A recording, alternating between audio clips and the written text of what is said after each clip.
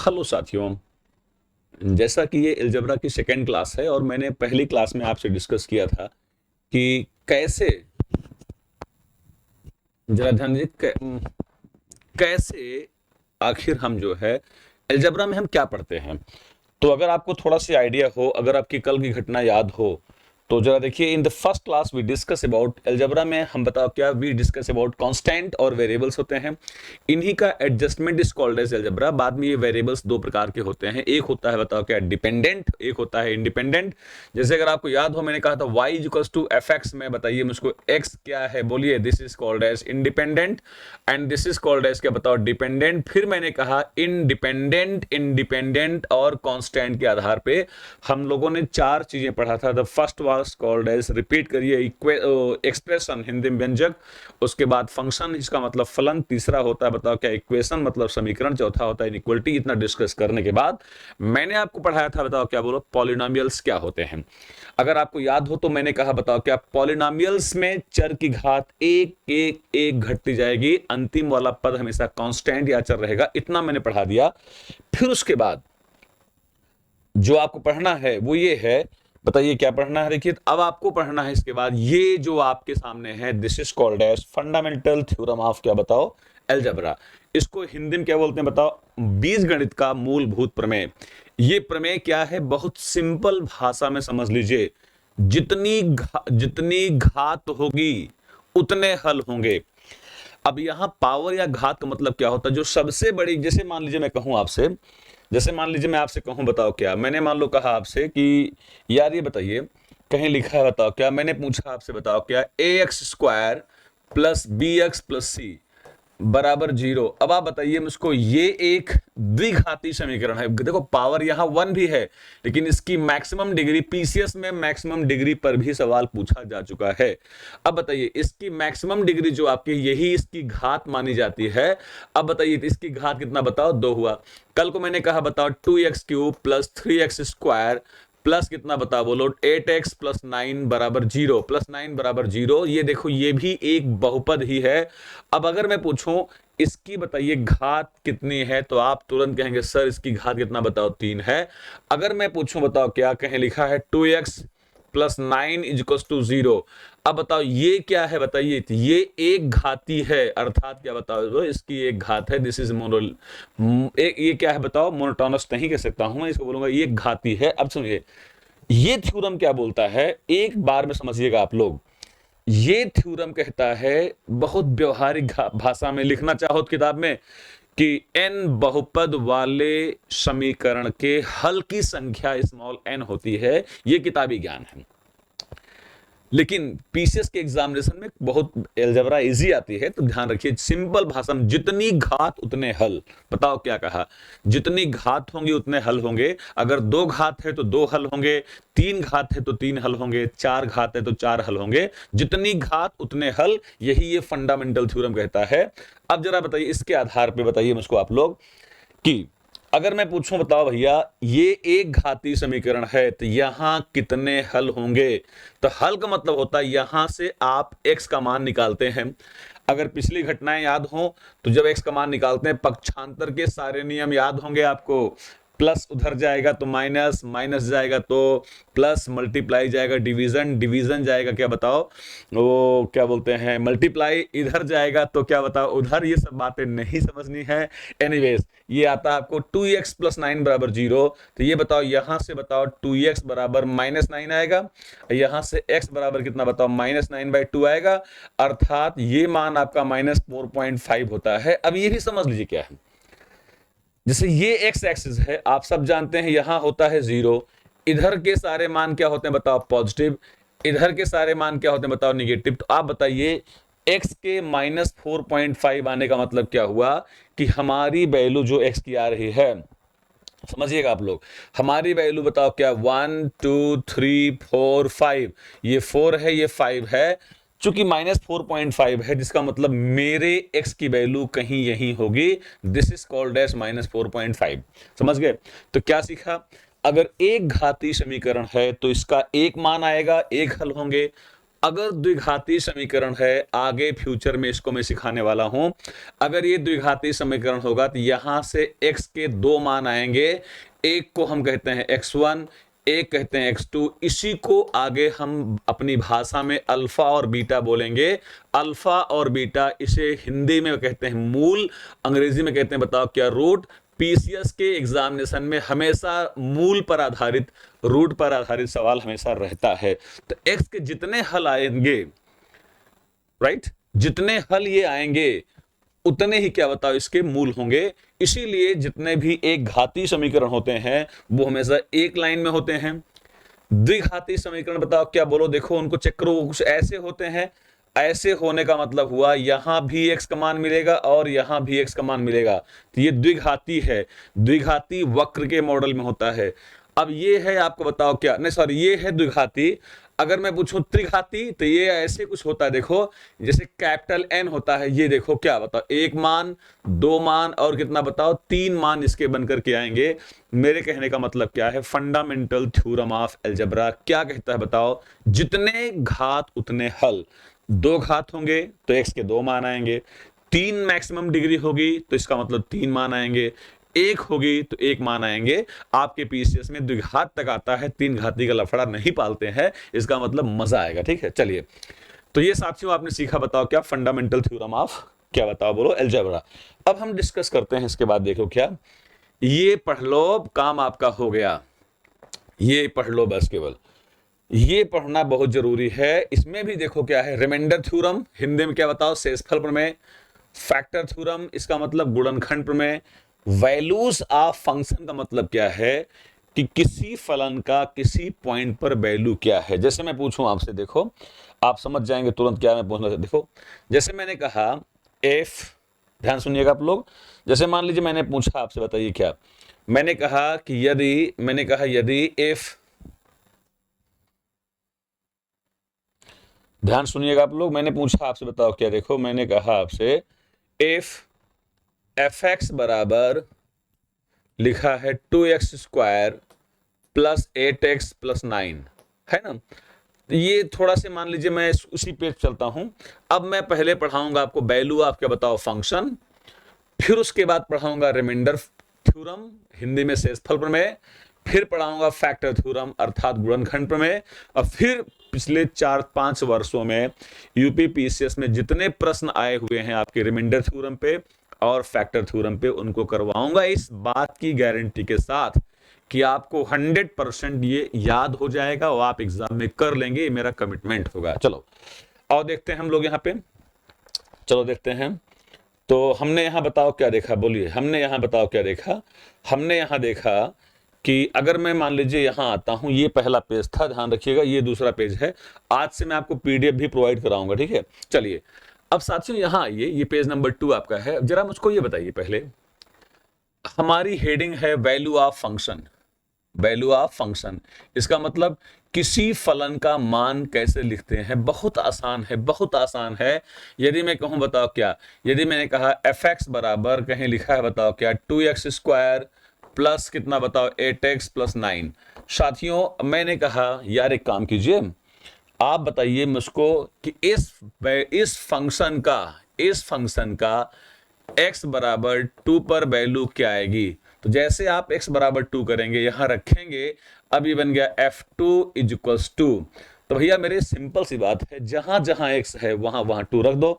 अब बताओ f2 = 2 बताओ क्या, 2 × 2² प्लस 8 × 2 प्लस कितना बताओ बोलो 9।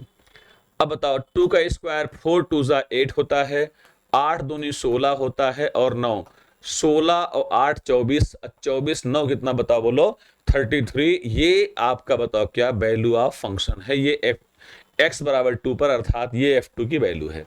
मेरे ख्याल समझ में आ गया होगा। वैल्यू ऑफ फंक्शन निकालना बहुत आसान होता है। जैसे मैंने पूछा बताओ क्या, मैंने कहा एक फंक्शन है fr = यहां है 2 × r⁴ प्लस 3 × r³ प्लस यहां लिखा है बताओ 4 × r² प्लस लिखा है बताओ क्या 5 × r प्लस कितना बताओ 6। अब मैंने कहा यार एक काम करो, r बराबर 1 पर बताओ इसका मान क्या होगा। तो आप बताइए मुझको, बहुत सिंपल तरीका है। यहां आप जैसे करेंगे F1, इसका मतलब हुआ जहां जहां R है वहां 1 रखोगे, तो ये बन गया 2 इंटू, साथियों 1 पावर 4 का मान कितना बताओ, 1 होता है, तो 2 इंटू 1 प्लस, वही हाल यहां है 3 इंटू 1 प्लस 2, 4 इंटू कितना बताओ 1 प्लस 5 इंटू कितना बताओ 1 प्लस 6। ध्यान दीजिएगा, एक पर घात चाहे 4 हो, चाहे 3 हो, चाहे 2 हो, चाहे 1 हो, उसका मान क्या बताओ 1 ही रहता है। इस आधार बताइए क्या 2 धन 3 धन 4 धन 5 धन 6। Now you can tell me, 2 3 5 4 9 5 14 अच्छे कितना बताओ 20, अर्थात ये वैल्यू ऑफ फंक्शन है एट F1। ये बहुत सिंपल से मैथ थी, इसको आप जानते हैं, रखना आपको आइडिया होगा। अब मैं इसके बाद पढ़ाता हूं आपको, बताओ क्या, स्लाइड नंबर 3 पढ़ाता हूं। यहां से आपका पीसीएस का मेन पार्ट शुरू होता है साथियों, and this is the most important for your examination, and the name is reminder theorem, या इसको हिंदी में कहते हैं, बताओ क्या, बोलो हिंदी में कहते हैं, बताओ क्या, शेषफल प्रमेय। समझ गए, ये क्या बताओ, बोलो शेषफल प्रमेय है। ये क्या है पहले समझ लो साफ साफ, शेषफल प्रमेय क्या है, देखिए गौर से देखिए, आप लोग समझ जाएंगे आप। शेषफल प्रमेय क्या है तो मैं लिखवा दूंगा, किताबी भाषा में लिखवा दूंगा, लेकिन पहले समझ लीजिए क्या है। बिना भाग की क्रिया पूरी किए शेषफल निकालना ही शेषफल प्रमेय है। जरा वहीं बैठे बैठे बोलो, क्या कहा, बिना भाग की क्रिया पूरी किए शेषफल निकालना ही क्या बताओ शेषफल है। पहले समझ लो, मैं लिखवा दूंगा। अच्छा एक काम करो, जरा देखो बताओ, जैसे सेम जैसे होता है आपका, क्या बोल लो, जैसे अर्थमेटिक में होता है, भाग करना काम होता है, सेम वही काम आपके अलजेब्रा में भी होता है ना। जैसे मैं एक बात पूछूं, बताओ क्या, यहां लिखा है 3x square 3x cube plus लिखा है 4x स्क्वायर माइनस लिखा है 8x प्लस लिखा है 9। अगर मैं कहूं इसमें आप क्या करिए, इसमें आप 2x नहीं, गड़बड़ा जाएगा, 3x प्लस, कॉम्प्लिकेट कर दिया मैंने, थोड़ा आसान कर लो वरना भी बहुत टाइम लग जाएगा, है ना। इसको थोड़ा सा आसान कर लो, क्या मतलब है, इसमें मैंने कहा आप x माइनस 2 से भाग करिए, ठीक है, जैसे करते थे भाग वैसे करिए। अब यहां भाग का नियम क्या होता है सुन लीजिए, यहां आप ऊपर यानी यहां आप उतनी ही बार ले जाएंगे जिससे यहां गुणा करने से यही माना जाए। अब बताओ यहां x है, यहां क्या लिखूं, अगर मैं 3x स्क्वायर बार ले जाऊंगा तो 3x स्क्वायर का मल्टीप्लाई x में करूंगा तो यहां 3x क्यूब आएगा, बोलो हाँ। और उसके बाद जब इसका गुणा यहां करोगे माइनस कितना बताओ 6x स्क्वायर, राइट, समझ गए। फिर सुन लो, यहां उतनी ही बार ले जाएंगे, पहला वाला पद यहां मैच कर जाए ताकि ये कट जाए। अब हमने किया माइनस, जब माइनस करते हैं तो माइनस का मतलब होता है चिन्ह को बदलना। अब यहां माइनस किया तो यहां प्लस करना पड़ेगा, राइट। अब ये मान कट जाएगा। अब तुम बताओ प्लस ये माना जाएगा +6 अब +4, 6 4 10, अर्थात बन गया 10x स्क्वायर, है ना, माइनस 8x अब प्लस कितना बताओ 9। अब आप बताइए कितनी बार यहां ले जाएं जिससे ये आ जाए, तो आप कहेंगे सर यहां आप +10x बार ले जाइए, क्यों, 10x का मल्टीप्लाई x में होगा, यहां 10x स्क्वायर आ जाएगा। चलो करते हैं 10x का, बताओ तो क्या होगा 10x स्क्वायर, हाँ बोलो भाई, माइनस कितना बताओ 20x आया। अब अगर मैं फिर से लगाऊंगा यहां माइनस और यहां प्लस तो ये कट जाएगा। अब बताओ -8x + 2x, अरे ये क्या हो गया, हाँ 20 है, 20 हाँ -8x है +20 है, अर्थात कितना बताओ ये हो गया प्लस कितना बताओ 12x और कितना बताओ +9 के। अब साथियों अगर मैं यहां 12 बार गुणा करूंगा तो ये 12 यहां मल्टीप्लाई होगा तो यही आएगा।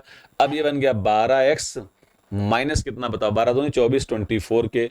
साथियों अगर मैं इसको घटाऊंगा तो यहां माइनस यहां प्लस आएगा और ये कट जाएगा, तो बताओ +24 अब +9, 24 9 कितना बताओ 33। ये आपका ट्रेडिशनल अप्रोच है, ये आपका पुराना तरीका है, अर्थात यहां शेषफल कितना बताओ 3 आया, अरे सॉरी 33 आया। ये पुराना अप्रोच है, ठीक है। आपका जो सिस्टम है रिमाइंडर थ्योरम निकालने का कंपटीशन में, वो कहता है कि ये तरीका आप लगाना बंद कर दीजिए, इस तरीके से रिमाइंडर आप नहीं निकालेंगे, इसको आप क्या करिए, बंद कर दीजिए। ये कहता है, तो क्या करता है सुनो आप, ये कहता है कि अगर fx नाम का एक फलन है, आपने इसको x माइनस ए से भाग दिया, सुन रहे हैं आप लोग, तो जो भी रिमाइंडर आएगा वो हमेशा कितना बताओ, fa आएगा। ये आपका किताबी ज्ञान है। क्या किताबी ज्ञान है, देख लो। किसी बहुपद fx को x माइनस ए से भाग दोगे तो जो भी शेष फल आएगा वो fa आएगा। कैसे आएगा सुनो, बहुत बहुत व्यवहारिक ज्ञान सुन ले। जिससे भाग करो, सुन रहे हो, ये x माइनस ए है, जिससे भाग करो उसे 0 मान लीजिए। जो मान यहां आपका आता है, अब यही मान अर्थात जो रिमाइंडर होगा वही fx के स्थान पे रख दो, वही आपका आंसर हो जाएगा। समझ गए? समझ गए क्या कहा? फिर सुन लो, किताबी ज्ञान क्या बोलता है, fx को x माइनस ए से भाग करेंगे तो रिमाइंडर fa आएगा। ये किताबी ज्ञान है। तरीका क्या सुन लो है, जब भी शेष फल निकालना हो, जिससे भाग करना पड़ रहा है उसे 0 मान करके x का मान निकाल लो, अब फलन में रख दो, वही रिमाइंडर होगा। जैसे अगर मैं इसी सवाल को करता, अभी आपसे पूछता, अच्छा मान लीजिए यही मैं पूछूं, fx को अगर आप डिवाइड करते हैं किससे बताओ, x प्लस ए से। अब यहां देखो, जिससे भाग किया उसको 0 मान लो, तो x प्लस ए को अगर आप 0 मानेंगे तो यहां आपका x बराबर माइनस ए आएगा। तब उस कंडीशन में जो रिमाइंडर होगा वो fa नहीं होगा, अर्थात f ऑफ माइनस ए होगा। समझ गए? अरे वही वैल्यूम फंक्शन रखना बस, केवल। क्या सीखा बताइए? बहुत व्यवहारिक सुन लो। fx को अगर मैं x माइनस ए से भाग करूंगा तो रिमाइंडर fa आएगा, किताबी ज्ञान है। आपको मैंने क्या सीखा, जिससे भाग करो उसको 0 मान करके x का मान निकालो और फलन में रख दो, वही क्या होता है, रिमाइंडर होता है। ये मैं कह रहा हूं। जैसे मैं एग्जांपल देता हूं, जैसे ये सवाल है, आओ देखते हैं। अब जैसे ये सवाल आपका है साथियों, ये सवाल जो आपका है, देखो इसको समझ जाओगे फटाफट आप लोग। अब जैसे ये सवाल आपका है, देखो, तो इसको अगर मैं मान लो हल करवाऊं आपसे, क्या है, देखो ये इस क्वेश्चन में क्या था, देखो पढ़ लो, क्या है बताओ, 3x क्यूब, देख लो 3x क्यूब, हाँ आगे बोलो क्या है, प्लस 4x स्क्वायर, ठीक है। फिर उसके बाद क्या बताओ है, माइनस 8x, फिर उसके बाद बताओ प्लस 9। आप बताइए इस फंक्शन को आपने किससे डिवाइड किया है, बताइए। x माइनस 2 से डिवाइड किया है। अब पूछा गया है इसका रिमाइंडर क्या आएगा, है ना? समझ गए? अभी बताओ मैंने क्या बताया था, बोलो। अभी मैंने क्या बताया था कि भाग की क्रिया पूरी नहीं करनी है, बिना भाग की क्रिया पूरी किए शेषफल निकालना है। तो क्या तरीका बताया था, जिससे भाग कर रहे हो महारथी उसे 0 मान लीजिए। जैसे तुमने इसको 0 माना, यहां से x बराबर 2 आ गया। अब तुम 100% श्योर हो गए कि अगर ये आपका fx है, राइट, तो बताइए इसका रिमाइंडर क्या आएगा, बोलो। तो इसका रिमाइंडर आपका f ऑफ 2 आएगा। f ऑफ 2 का मतलब हुआ जहां जहां x की वैल्यू 2 रख सकते हो रख दो। जैसे मैं अगर यहां रखूंगा 2 का मान, मैं यहां रखूंगा, तो साथियों ये 2 पावर 3 अर्थात कितना बताओ, 8 आएगा। अगर 2 का स्क्वायर होगा तो कितना बताओ, 4 आएगा। आओ लिखते हैं, 2 का क्यूब 8 तिरिक 24, यहां लिखो 24। फिर क्या है, 2 का स्क्वायर 4 चौक 16, प्लस यहां 16 लिखो। माइनस 8 दूनी कितना बताओ, 16, ये 16 लिखो। अब प्लस कितना बताओ, 9। अब बताओ माइनस 16 अब प्लस 16 कट जाएंगे, 24 9 कितना बताओ, 33, अर्थात इसका भी रिमाइंडर कितना बताओ, 33 है। अब तुम बताओ क्या दोनों कंडीशन में रिमाइंडर सेम आ रहा है? लेकिन इसको हल करने में आपने भाग की प्रक्रिया पूरी नहीं किया। द आइडिया इज कि बिना भाग की क्रिया पूरी किए रिमाइंडर निकालना है। तो मैंने क्या कहा महारथियों, मैंने साफ साफ कहा कि बिना भाग की क्रिया पूरी किए रिमाइंडर निकालना है, तो जिससे भाग करना उसको 0 मानो, वहां से x का मान निकालो और फलन में रख दो, वही रिमाइंडर होगा, वही शेषफल होगा। इसको भी आपको ध्यान में रखना है, राइट। आगे बढ़ जाता हूं, उसके बाद देखिए क्या, चलिए। तो कुछ समझ में आया रिमाइंडर थ्योरम, बोलो हाँ। अगर कुछ आया हो तो मैं एक आध क्वेश्चन कराता हूं अभी। फिर जरा एक और पढ़ लो, the most important and its name is, बताओ क्या, बोलो, this is called as factor theorem. जरा बोलो प्यार से, कहो फैक्टर थ्योरम, राइट। ये बहुत ज्यादा, ये दोनों थ्योरम पे सवाल खूब अच्छे से आए हैं, मैं कराने चल रहा हूं। इसे कहते हैं हिंदी में क्या, बताओ, दिस इज कॉल्ड एज गुणनखंड प्रमेय। एम धरती के महारथियों, गुणनखंड प्रमेय। मैं चाहता हूं कि इनको समझ लो। अच्छा, नाम से बताओ यार, कमेंट बॉक्स में आप लोग लिखते ही नहीं देखने के बाद। गुणनखंड क्या है? जो काट दे, जो काट दे वो गुणनखंड है। और जो काट दे अगर वो गुणनखंड है भैया, जब काट देगा तो क्या उसका शेषफल 0 आएगा कि नहीं आएगा? देखो, रिमाइंडर थ्योरम का उल्टा है ये। क्या? फिर सुनो क्या कह रहा हूं। पिछले वाले थ्योरम में क्या था, एफ एक्स को एक्स माइनस ए से भाग करेंगे तो रिमाइंडर एफ ए आएगा। लेकिन अगर मैं कह दूं आपसे, यदि एफ, मैंने कहा F x minus A is the factor of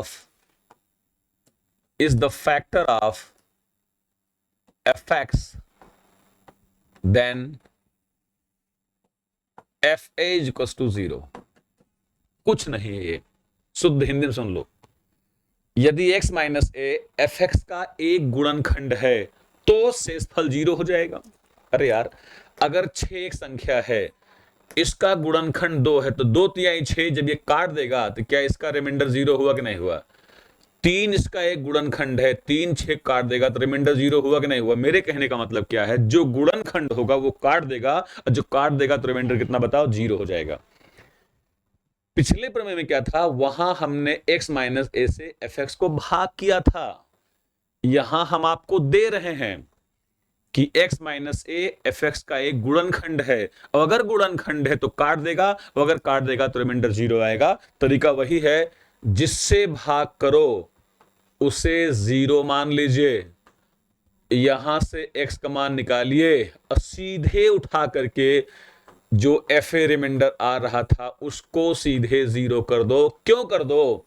क्योंकि आप जानते हैं अगर ये गुणनखंड होगा तो ये काट देगा, और अगर काट देगा तो रिमाइंडर 0 होगा, और रिमाइंडर वास्तव में यहां एफ ए होता है, पिछले वाले में हमने पढ़ा था। ठीक है, समझ गए बात को? ये कहानी समझ लो। फिर सुन लो व्यवहारिक ज्ञान। जैसे कहें ये गुणनखंड है, सुन रहे हो, जैसे कहें ये गुणनखंड है, तुरंत उसको 0 मानो, वहां से मान निकालो और एफ ए में रखो, उसको 0 के बराबर कर दो। क्यों कर दो? Because this is the factor. ठीक है, 3 चीजें पढ़ लिया आप लोगों ने। जैसे मैं एग्जांपल दूं, देखो कैसे, जैसे मैं एग्जांपल दूंगा तो आप तुरंत समझ जाएंगे क्या मैं कह रहा हूं। देखो इधर गौर से देखिएगा। मैंने एक सवाल दिया, देखो मैंने कहा एफ, या यदि, मैंने कहा यदि, ध्यान दीजिएगा, मैंने कहा यदि एक्स, आराम से पहले लिखता हूं, x प्लस 1, आराम से लिखता हूं, यदि x प्लस 1 बहुपद एफ एक्स बराबर 2x square minus b x plus 8 का गुणनखंड है, तो पूछेंगे b का मान ज्ञात कीजिए, b का मान ज्ञात कीजिए। ये प्रश्न ऐसे करके आएगा। ठीक है, फिर सुन लो क्या कहा गया है, पूरा समझ लो क्लियरली। ये क्वेश्चन था साथियों, ये बहुत स्पष्ट रूप से कहा गया है। क्या बताओ, इस बहुपद का, इस पॉलिनोमियल का, देख रहे हैं आप, इस पॉलिनोमियल का x प्लस 1 एक फैक्टर है। अब मैंने क्या पढ़ाया था, जैसे फैक्टर होता है, जैसे फैक्टर होता है, फैक्टर काट देता है, अर्थात रिमाइंडर 0 आता है, तो क्या करेंगे, अगर ये गुणनखंड है तो इसको 0 मानिए। आप कहेंगे सर x प्लस 1 बराबर 0, यहां से x बराबर माइनस 1, तो आप बताओ क्या निकला। अगर ये गुणनखंड है तो इसका रिमाइंडर अर्थात f ऑफ a, अर्थात यहां इस सवाल में f ऑफ माइनस 1, इसकी वैल्यू 0 होनी चाहिए, यही ये कहता है।